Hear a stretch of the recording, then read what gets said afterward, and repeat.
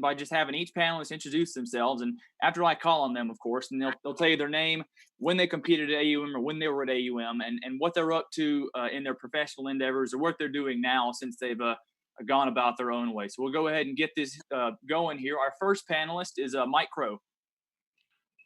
Thanks, Mike Crow. I was on the first inaugural basketball team at AUM back in 1975 and graduated in 1978, and then went to law school in the early 80s, and I've been practicing law here in Montgomery since 1986, and been a big supporter of AUM basketball through the years. It was good to me. Thank you, Mike. Next, we have David Gallagher.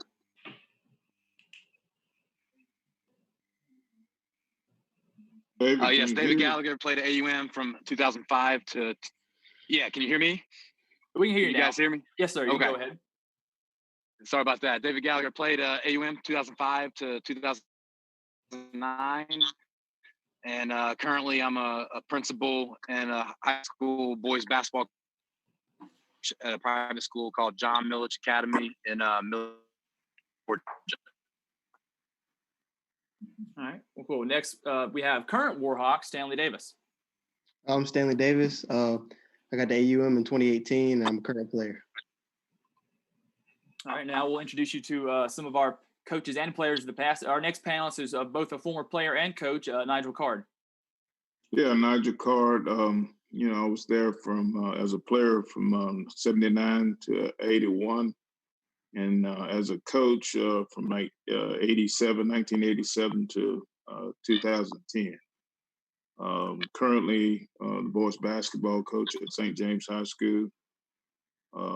We had a tremendous run there in basketball program with Coach Larry Chapman. And thank y'all for inviting us to be a part of this. Awesome. Well, thank you for joining us today, Coach Card. And our next panelist is just the man you were talking about, former head coach Larry Chapman. Thanks for hopping on today, Coach Chapman. Well, thank you, Jacob. My name's Larry Chapman.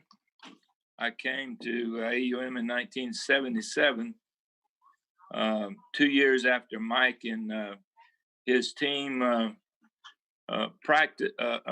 started basketball with Coach Herbert Green as the coach. And then from 1977, 23 years later, I was AD as well as basketball coach. And then I gave up the AD's position and just coached basketball until my retirement. All right. And our final panelist is our current head men's basketball coach, Coach Michael Chaney. Coach, if you don't mind, can you just give us a little bit of your backstory to our audience and kind of let them know how you ended up at AUM and kind of your paths and stopping points along the way? Definitely. First of all, I want to say thank you everybody for being a part of this. Hopefully this can bridge the gap from some of our old championship guys with our new guys that are trying to, get to that point of winning a championship and keeping that tradition alive. So I want to thank everybody for taking out a little time, and I appreciate it. So Mike Chaney, originally from Evansville, Indiana, Indiana basketball state. Went to Indiana State, started off at Division I and transferred to Kentucky Wesleyan and was able to be a part of a national championship team at Division II level. So got into coaching after playing ball a little bit and started off at DePaul. Left DePaul, went to Central Arkansas, who used to be in the Gulf South years ago before they went Division I. And took a NAIA job in South Carolina, Voorhees College, small school in South Carolina, and was able to make to the championship 2 years in a row, and then came to AUM to fill some big shoes, but also, wanted to keep the challenge of, what Coach Chapman and Coach Carr and some of the guys on the committee have already put together, and that's, the excellence of basketball, graduating kids and winning championships. Awesome. Well, Coach, we'll stick with you here for just another second. Obviously, things have changed a lot, for everyone over the last few months. There's really nobody that hasn't been affected by this pandemic. But for you personally, how have things changed just in terms of your day-to-day operations during all of this? It's a little bit different. Basketball coaches like being in the gym and watching basketball and guys work out, and we've had to do a lot of that over Zoom meetings. So, I'm a little bit skeptical because coaches, some of these guys film look real good in the video, but once they get to campus, I'm hoping it looks just as good as the video looks. So, a little bit different as far as recruiting this year because we've had to do a lot of just phone conversation and looking at guys on film. And nowadays with technology, these guys make some of the greatest highlight films and they show all the talent that, we're hoping to see once they get here. But so I know a lot has definitely changed for us. Coming off the heels of last year, Coach, we're finally eligible for postseason play and accolades, and you lead our guys to a postseason berth. Was a very exciting season. We had some really good finishes, both at home and on the road. Can you just talk about that season last year a little bit, and kind of what the goals are heading into this year, trying to build off that? Well, we always are continuing to, move up the ladder. We want to continue to, the tradition of excellence in basketball here at AUM. So we definitely want to be one of the top, teams in the GFC, just like we were one of the top teams when we was in the Sunshine NAIA conference. So our goals haven't really changed from the previous guys. We still want to win and be a part of the, championship tradition. And that's what we're shooting for. We had 7 seniors last year.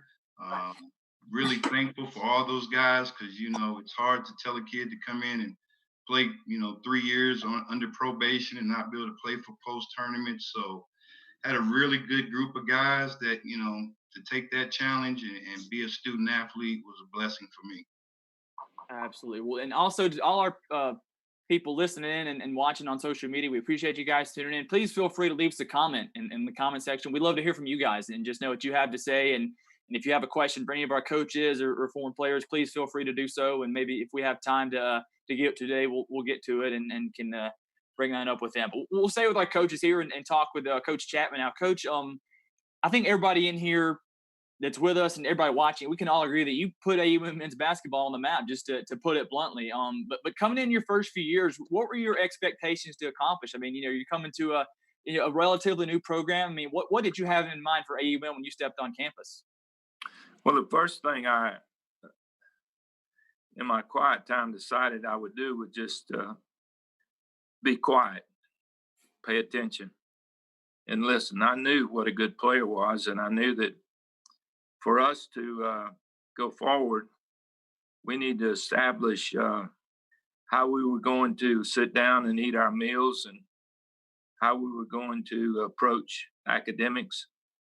And then basketball would take care of itself. But we had to make sure that we had the foundation for that established. And then relationships. I knew that I was a relationship person. And I knew that I had to build relationships with each person on our team, on our faculty. And fortunately, I had the great support of the administration. Dr. Hanley Funderburk was I can't say enough about him. And then as he went to Auburn, Dr. Jim Williams, another awesome administrator, and then Dr. Nance. So, I was fortunate to have good leadership. You can't build anything unless the people above you are supportive and are willing to follow you once they hire you. And that was the case. And so it was just common sense. It wasn't any magic, just hard work. And I had with me a guy named Charlie Gibbons who came from Georgia Southern, where he was an incredible icon there. And then came Jack Swears, who was incredible. Thad Fitzpatrick was a player on that first team. And then Dr. Funderburk allowed me to keep him. So there was Charlie Gibbons, Jack, and Thad, myself. My son Larry said one time, he said, "Pop, you don't realize, but probably, or maybe you do, but you had a great Division I basketball coaching staff." And I believe that. And then as things began to kind of disintegrate, actually, I was fortunate enough to coerce Nigel Card to come and to help with our basketball team, of which he was there 23 years and really was and is one of the greatest coaches and friends, mentors to our players that you could ever hope to have. So it was all about people, relationships. And then we were able to get players that were like the guy on here today, Jesse Phillips, who to me is one of the greatest offensive players I've ever been around. And in his first college game as a freshman off the bench, he hit his first 14 shots in a row. So, you know, it was about the players. Administration was very supportive. They were not bean counters. They didn't count the beans. As a matter of fact, Dr. Funderburg provided whatever we needed. And I told him one time he didn't have enough money to keep me and my staff busy. And that was the truth.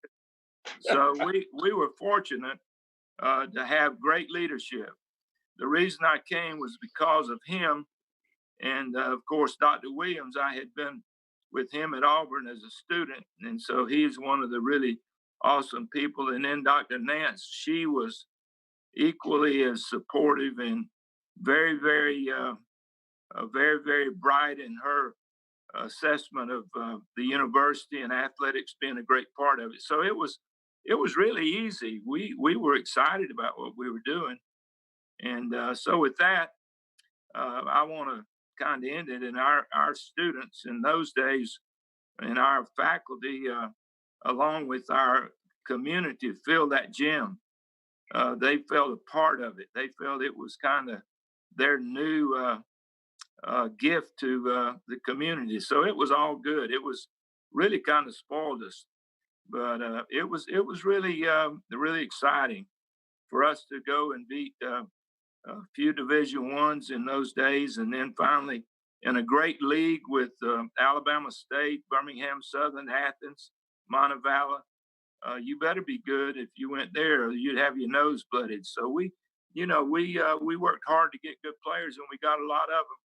I thank them every day for helping pay my mortgage and feed my kids, because if it wasn't for them, we wouldn't have had a chance. And I don't know who you want to speak next, but there's a guy on here, Jesse Phillips, that has been an amazing player person since he came to AUM. And so with that, that's enough. And just to say, Jacob, I greatly appreciate this opportunity. I'll do anything I can to help you, Mike. Well, thank you, Coach Chapman. Yeah, speaking of Jesse, I was going to say he snuck in on us here as we started. Jesse, if you don't mind, can you just kind of introduce yourself to our audience and just give us a little bit of your background, when you played at AUM, and kind of what you've been up to since you've gone your own way? Well, I came to AUM in 1981, and from 1981 to 85, and had a great career at AUM. I couldn't ask for a better place to play. Had great coaches. I felt like AUM, when I first got to AUM, I felt like they had Division I players. I felt like they didn't just went out and got mediocre players. They went and got players that Division I teams wanted. And they had some really good players, and they push you every day in practice. And that's what made us a pretty good team. And I had just went out and did a great job of playing together, just, listening to the coaches, and had great coaches. Just had a great time. Just had a great career at AUM. I don't think I could have went anywhere else in the nation and played and had the career I have had would have had at AUM. Well, thank you for joining us today, as of all of our panelists. Coach Card, you got a very unique perspective when it comes to AUM basketball, having been, a player here for 3 seasons, and then having been able to coach alongside with Coach Chapman for 23. Can you just talk about just what AUM basketball means to you personally, and having been in the part of the program so long, and just what makes it so special? Well, AUM's home for me. But, quickly, I'm going to give you a quick backstory on really how I got there. I played at Auburn High School, and Coach Chapman was the head basketball coach at Auburn High School. And going into my senior year, he took the head basketball job at Georgia Southern. And I was disappointed I didn't get a chance to play for him in high school. And so he left and went, and we both, just talking about relationship, we had a good friend of ours, Ralph Rafford, that I used to travel back and forth to go over and see coach's team at Georgia Southern. And so when he came back to AUM, that was another opportunity for me to come and play for him. And so I did. I came back, had an opportunity to play for Coach for a couple seasons, and then I took a high school job in the city here at Jeff Davis. Well, I had no experience really to speak of in terms of college coaching, but when he lost a staff member in Thad Fitzpatrick, Coach called me and he asked me to join his staff. Now, here I am with no experience really coaching college. And he gave me an opportunity to be a part of the program that I had grown so close to and loved. And so there I was having an opportunity to coach in a program that had all kinds of extremely great reputation throughout the Southeast. And I was very fortunate. As a matter of fact, my brother was on the team, Ed, and in 1987, my first season, we went 33-2. And to be a part of that, and you're talking about some excitement. There was nobody that I think that basketball team was the best team in the state, and that included Alabama and Auburn. We had a tremendous basketball team, and we lost in the final game to Grand Canyon in overtime, which was extremely disappointing. But the program in itself, and personally, the program, my connection with the AUM has really been through Coach Chapman and his relationship with my family. He coached my oldest brother. He knew my family well. He given me an opportunity. He allowed me to influence him to bring one of my brothers to play for him, who was at that point really was not even close to being a college basketball player, but he ended up being one of the best players in that program. And so, the relationships that him and I have is what really created the opportunities for me, my family, and also helped us have a great relationship together, working together. So that's my backstory about AUM. Awesome. Well, thank you for sharing that with us. It looks like Albert Lewis is trying to hop in with us. Albert, can you hear us?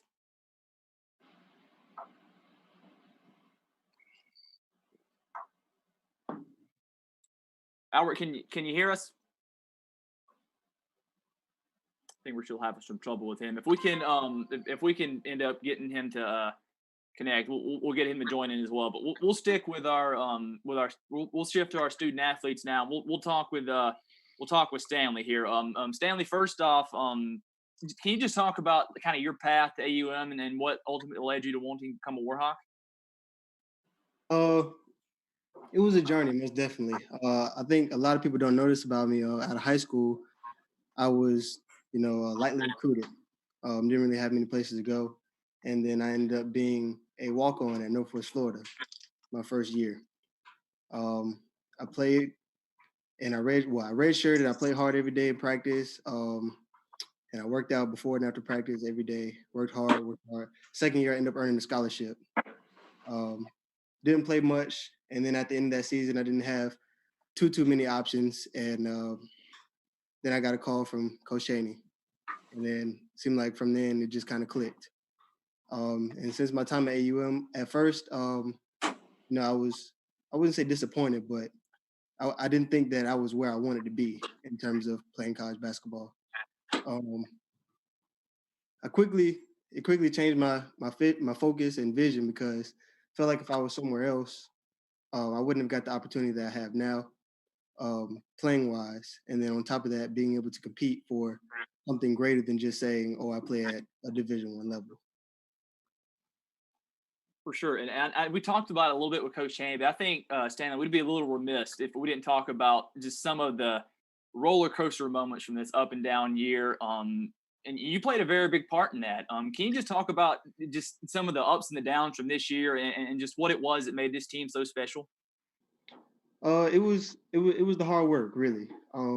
It seemed like every time we felt like that people were against us, we found a way to push through. We found a way to keep going. We found a way to go hard every day in practice, even though when coach ran us to death and we felt like we don't want to be here no more. We found it. We found a way. We found a reason to keep going and to keep playing. I think that was the biggest thing, was that we just wanted to play basketball. For sure. Was there a moment in your mind? I know between several buzzer beaters and comeback goals, was there a moment for you that kind of sticks out as over the rest as being most memorable from this past season? Well, there's two. Well, actually, there's three. The first is the buzzer beater win over Lee. That gave us our first conference victory. The second one is the thriller ending versus Christian Brothers. And then the final one is actually beating Lee for the second time on their senior night at their place. Oh, yes. I know those are all quality wins, and wins that I'm sure aren't helping towards the cardio health of Coach Chaney, but I'm sure he takes them nonetheless. Those are some very exciting games, and you guys provided us with some very exciting finishes this year. So we definitely appreciate you guys for that. I know you're looking forward to making some noise here in 2020, 21 if we're able to do so. We're going to check in and see if Mr. Lewis can hear us. Albert, can you hear us? Are you with us? I can finally hear you now. Awesome. I appreciate you hopping in. Well, thank you for joining us today. Quick background on you. You were inducted into the Hall of Fame class in 2018.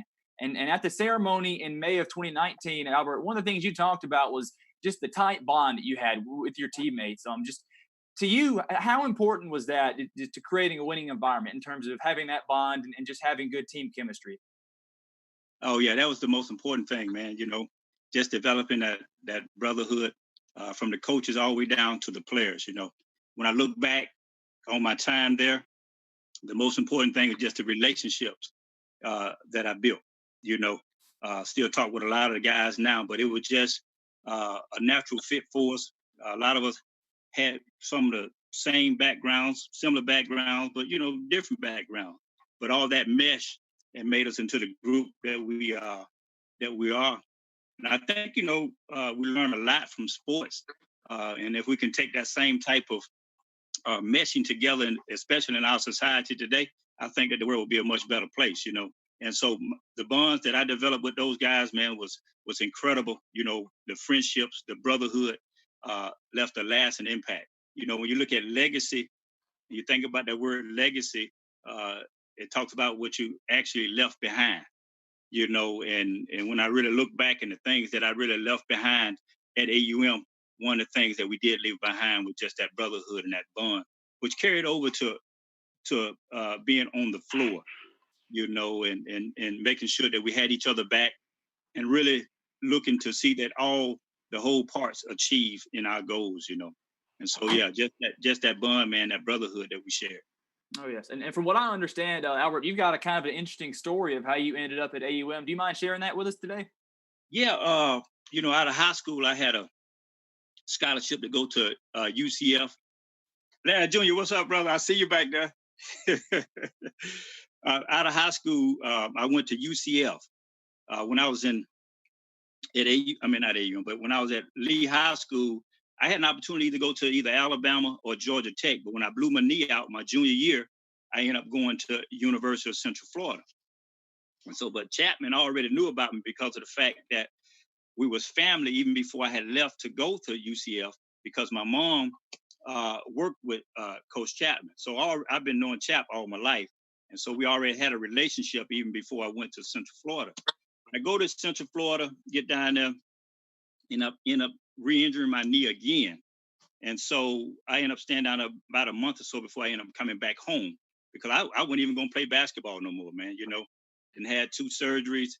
and my knee all jammed up. But anyway, I get back to AUM. My dad put me in school out there. I get out to AUM, and I start playing intramurals, and Coach Chapman happened to see me playing a little intramural out there, and he said, Al, why don't you come and try out for the team? And so you make the team, we'll get your own scholarship. And so the rest was history. I went out there and tried out for the team, made the team, and then I was on a full ride from just that commitment that Coach Chapman had made with me. Well, Albert, I think I speak on behalf of all former intramural athletes. You're an inspiration to us all. I appreciate it, brother. Yes, sir. So, hey, we're going to try to talk to some guys that haven't had a chance to share their stories yet. Mike, I know you bring a very interesting perspective to today's chat. You were a member of our very first men's basketball team back in 1975. Can you just talk about that process and what it was like starting up our team, what our first sport was like at AUM and what it was like to play for Coach Green? Well, I got to Montgomery. I came out of high school. I played high school in California. My dad was in the service and he retired. And he moved back. He told me when I got out of high school, I was going to go to a junior college there in California somewhere. I wasn't really going to play basketball. And he said, I'm going back to Montgomery, but we'll try to help you out here if you want to stay. I said, Dad, I'm going to come back to Montgomery. So I come back to Montgomery. And back that time, AUM was 3 buildings built out in the middle of Macklemore's cotton plantation. I mean, it was nothing out there but 3 buildings, the student act building, Goodwin Hall, and the administration building. And so I enrolled and go the spring semester because I got here middle of the fall semester, so I couldn't enroll. So I waited the spring and went. And then the following year is when Coach Green, they hired him as a coach. And I didn't know anything. There was a sign on somewhere at the student act building about a basketball meeting. So I said, well, I'll go see what it is. And so I go, and he basically tells us, look, we're starting the program. We're having tryouts. I'm going to be able to recruit 6 junior college players, and that's all we're going to have. Probably going to get our brains beat out the first year until we get up and running. And so I will tell you that first year was tough. I mean, we did a lot of running, and as Coach Green would say, we probably didn't have as much talent as the team we were playing, but we weren't going to get out hustled. And so we did a lot of running and got our brains beat out that first year. But then Coach Green was able to recruit a guy named Jerome Liggett out of Lee High School. And when Jerome came and he got some other players, that program turned around. I was a role player the whole time. And so, but it was good to see that program take off. And when we got that second year, got those guys in, the program took off. We were co-conference champions that second year I was there. And, basketball really kind of saved me because the first year I went to AUM, I was a terrible student. I didn't have any motivation to go to school, but once I started playing basketball, that gave me some motivation. I knew I had to keep my grades up, and then Coach Green left and Coach Chapman came, and the rest is history. Absolutely. Well, David, I know you were a part of some very good teams as well from 05 to 09. You were on a pair of teams that won 27 games 2 years. Can you just talk about what some of those teams were like and in your opinion, what made those teams or what made you guys so successful during that 4-year run? Definitely. First of all, I'm forever grateful to Coach Card and Coach Chapman for just the opportunity to be a part of AUM basketball. I grew up in a small rural public school in Middle Tennessee, and never heard of Auburn Montgomery, and I don't know how they heard of me, and somehow ended up there. I think Coach Chapman hit on it earlier, where it was much less about basketball than people would think on the front end, and more about culture, relationships, and they found talent. And I was blessed to have several very talented teammates. And I always felt like I could develop a role on those teams that I was on as a 3-point shooter, and just a hard worker. And there was definitely, and through the 4 years I was there, I think the relationships and the 2 words I think that both Coach Carr and Coach Chapman would use to describe a successful unit as a team was love and trust. And no matter how much talent you have on a team, if you don't have the love and trust amongst each other, you're not going to be very successful. And I always felt like we were blessed to not just have talent, but we had guys that trusted each other on and off the court, and that usually turned into success on the court. And also I'll add to it that I have really great memories of Coach Card running preseason conditioning, and I was one of the oddballs that enjoyed that stuff. Back before technology is today, I would wear a pedometer, and Coach Card would check in with me how many miles we got in that day so far. But in all seriousness, I felt that that challenge of adversity in preseason conditioning was really just about the culture of how the team is going to respond to that preseason conditioning. And I remember, we'd get conditioning in and play a little pickup. And I looked at Coach Chapman one year and I said, "Coach, what do you think, man? We got some good players this year. And what do you think about the team?" And he looked at me and said, "What team you talking about, David?" And he's looked at it completely differently than I would originally, because he was waiting to see how hard we were going to work together as a team and how we were going to respond to a little adversity in preseason.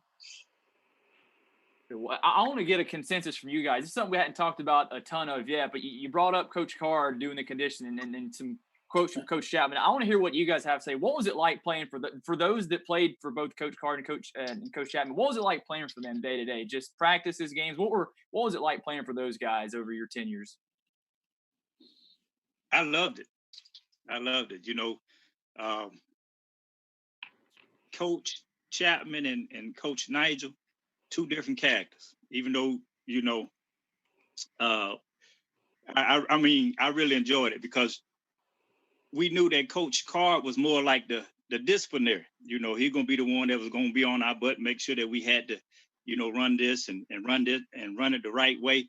And we know that Chap would come behind him and allow Carr to have his role as far as a disciplinary, and then come in and encourage us when we.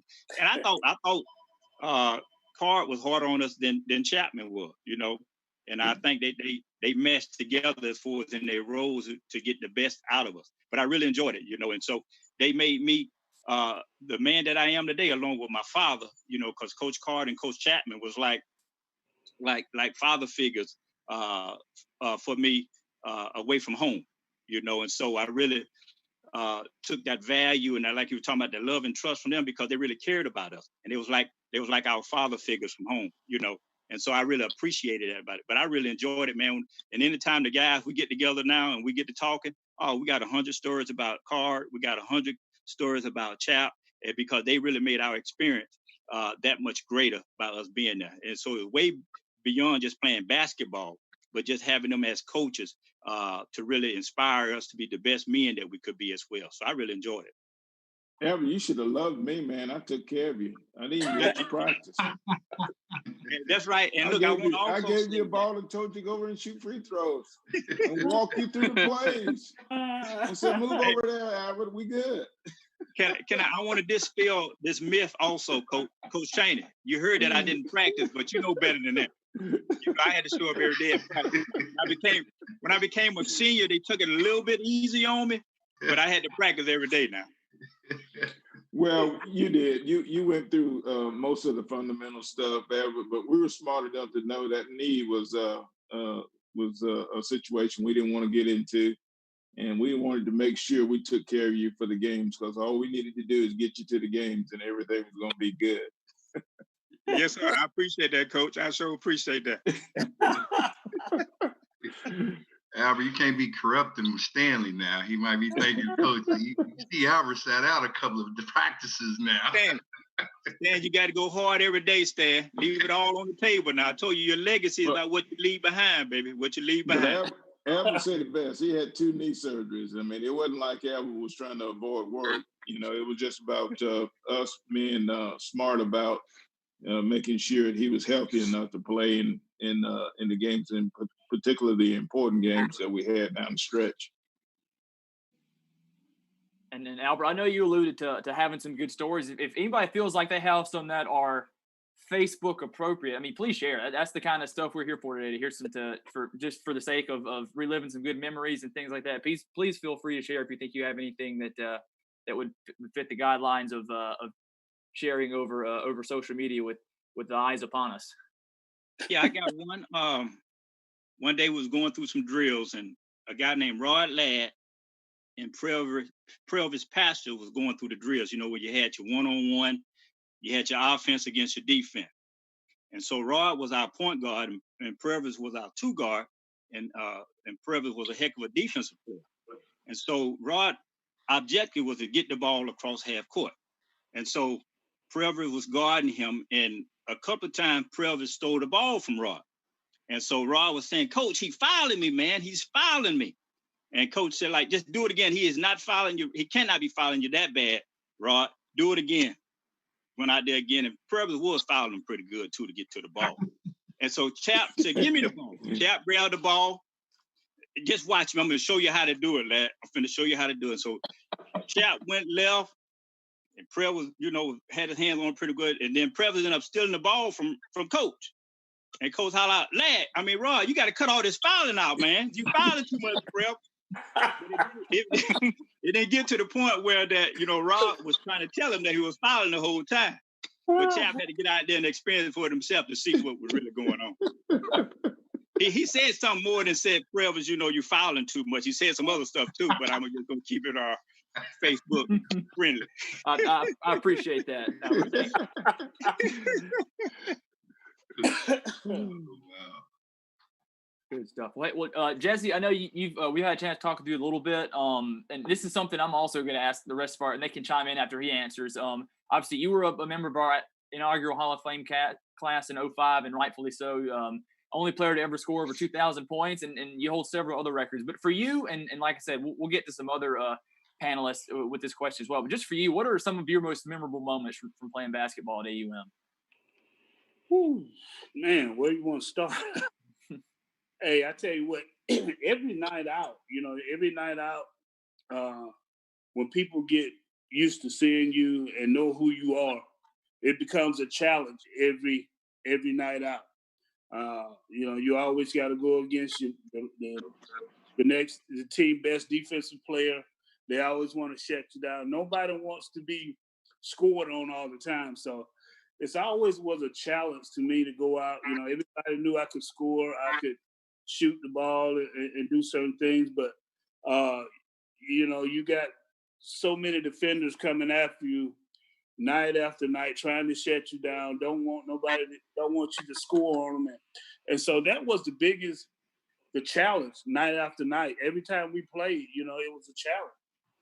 Guys going to challenge you, because when you make a name for yourself, and they're going to challenge you.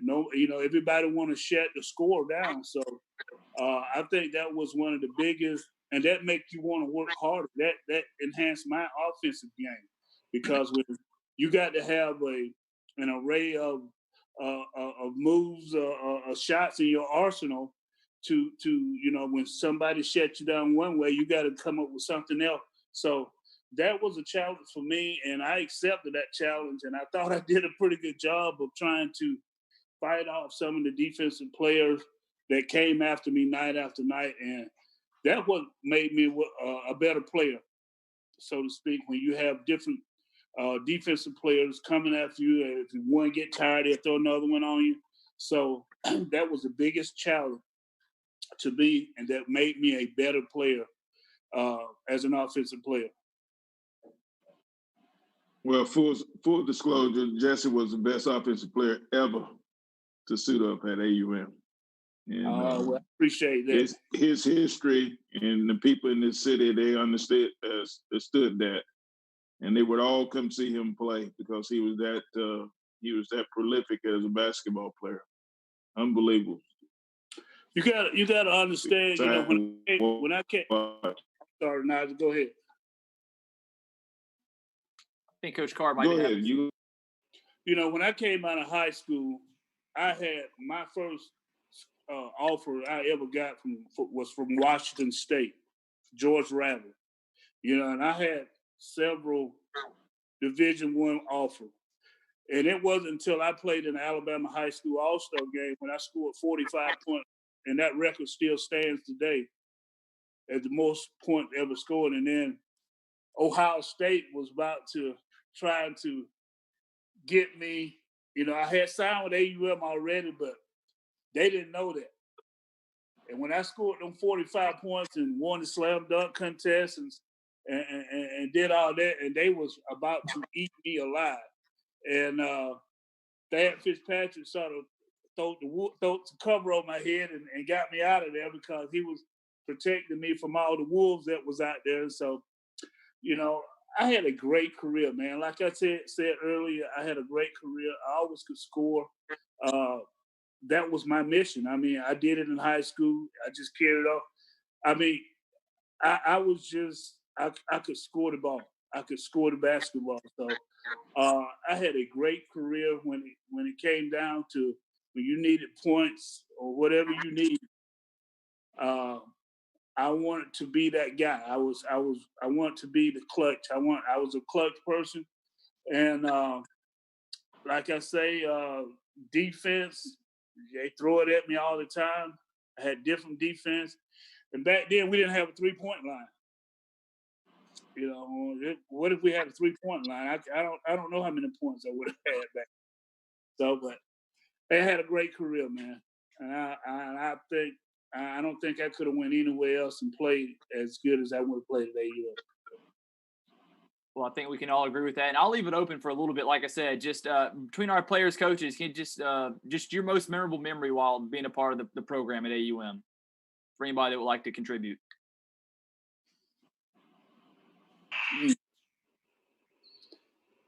Well, let me be first since I'm hearing information I'm just now getting. So Jesse, I heard you came off the bench and scored your first 14 shots or made your first 14 shots? 14 in a row. I didn't even start. I just, came off the bench and scored 36 points, 14 straight. And that's, it was a sort of a slow night, Oh, wow. Wow. Hey, Coach Chapman, you know what play you was running? You remember the play you was running, Coach? Yeah, get out of the way. Get him away, Jesse.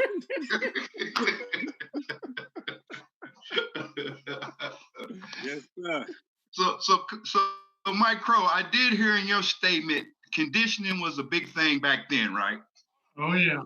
I can't tell you how many suicides I've run in that complex.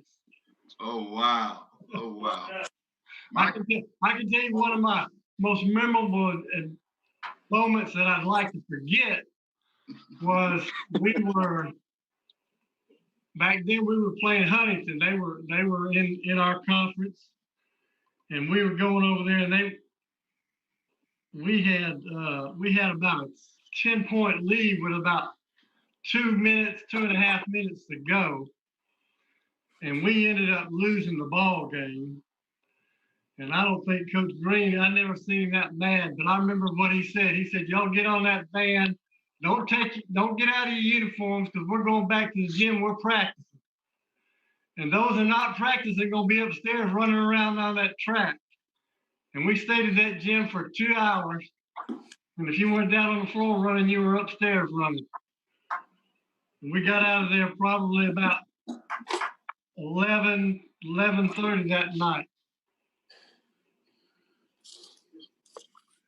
So yeah, I had my share of suicides and running in that gym, but it was fun. I mean, I can remember that building going up. When I first enrolled there, that building there wasn't a building there.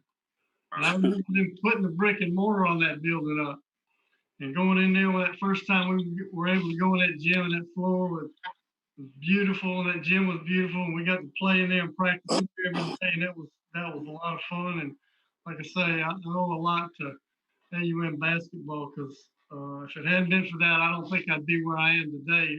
Had a 33-year practicing law in this town and helping folks.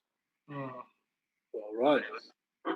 Well, let me say this real quick. Let me jump in. Let me say, too, nobody has been more supportive than you, Mike, with your resources and certainly with your heart and your emotions. And I have always appreciated that. Also, the guys on that first team really embraced me for the most part. Sydney, James, Jim Ward, Doyle Powell, Thad. Larry Woolfolk. I talked to him yesterday. He called me. But one of the most memorable, if not the most memorable game, was against Alabama State. We had gone to William Carey, and I'm not going to detail it, but I had to suspend 6 or 7 of my players, and 4 of them were starters. And we came back and played Spring Hill and beat them in a close game because I held the ball. And then we played Alabama State. And in the paper, in those days, the Montgomery Advertiser would really give the local schools great publicity. I don't know what's happened in recent years, but they act like we don't exist. But in those days, it was a big thing, man. Sports and the Advertiser. So the Alabama State coach said that it would be like the Valentine's Massacre. And so they did. They came over. They had a great player named Loader, Kevin Loader, who was a #1 draft pick. And so we started the game, and they zoned, and we held the ball. Michael Thomas, a little guard from Eufaula, stood by me for 12 minutes. Nothing happened except us talking about fishing in Lake Eufaula or whatever. And then we had the last shot, missed it, and it was like 12-10. And the gym was packed. Guys were coming over to the bench from Alabama State begging me to play because they had money on the game. And so that's a true story. I mean, coach, please, come on, man. Come on. I mean, you won't believe how much. But anyhow, we go down to the end, and we miss a shot. Lamar Harris takes about a 4-foot. It rolls in, down in the hole, comes out. They get it. We foul. Loader hits his free throws. We lose by 3, 27, say, to 24. Now, after that, and I can say this as a head coach, that is the probably the most profound game for a long time that ever happened to our basketball program, because at that time it established equality between AUM and Alabama State, even though now the team that Mike Crow played on beat Alabama State in their first real inaugural season. But that game was so incredible as far as I'm concerned, and it really gave AUM some identity, certainly within the city. And through the years, I'll be eating, and some black gentleman will say, "Hey, Coach Chapman, let me tell you what, that wasn't a game that night. That was a happening." And that was pretty much a good description of it. So anyhow, that was a night that was probably about as intense, because I thought it was going to explode in that gym. They had to stop people from coming in. There were a lot of people outside, and it holds, I don't know, maybe close to 2,500, maybe 2,800 people. But that was a great night for AUM basketball. Somebody asked me one time about it. I said, that meant more to AUM basketball than if we'd have gone to the NAIA national championships and won a couple of games. And I think that is true. Just wanted to throw that out. Well, one of the more popular topics that's being thrown out here in our comment section is talking about how we beat Auburn in an exhibition a few years back. The people that were a part of that, can you guys talk about that experience and what it was like as we come up on the 1 hour mark here? Well, I'll say this: I was on that team, and I I think it was a good 5 years before any other Division I team played an exhibition game with Coach Chapman. And that was probably the best team I was a part of my sophomore year. And we had some good players. I don't think we had a center over 6'6". Nathan Thomas and Robert Johnson and JoJo Manuel was on that team, and Mario Lusk at point guard, and a couple other really good players too. And I want to say we played a matchup zone that whole year and had a lot of interchangeable pieces defensively. And I want to say we went like 32-5 or something like that, and we beat Alabama State that same year. Auburn got a new coach the next year. And it happened, the stars aligned. Auburn was not very good that year in the SEC, and that was definitely one of our better years. But that was a very fun experience. I can't repeat some of the chants that the Auburn student section had for us when we were up there. But that was probably the last time they play AUM in a basketball game. Yeah, let me speak to that game as well. I think the day before, Coach had gone down to speak at the some club at Auburn, and we were getting the team to go. And of course, Auburn was, they prided themselves on being well prepared for everything. And so one of the things I knew they were going to do is try to take away all of our out of bounds plays. And so I got the guys together and said, here's what we're going to do out of bounds underneath. I said, line up where you want to. And they did. And I said, all right, go where you want to. I said, you know what? They're not going to be ready for that. And so we had a great player, JoJo. JoJo, if he caught it and he could rise up a little bit, he was scoring. And our defense with Ronnie Hickman and David and all those guys, Nathan Thomas, we extended it. We were very quick. We put pressure on the ball.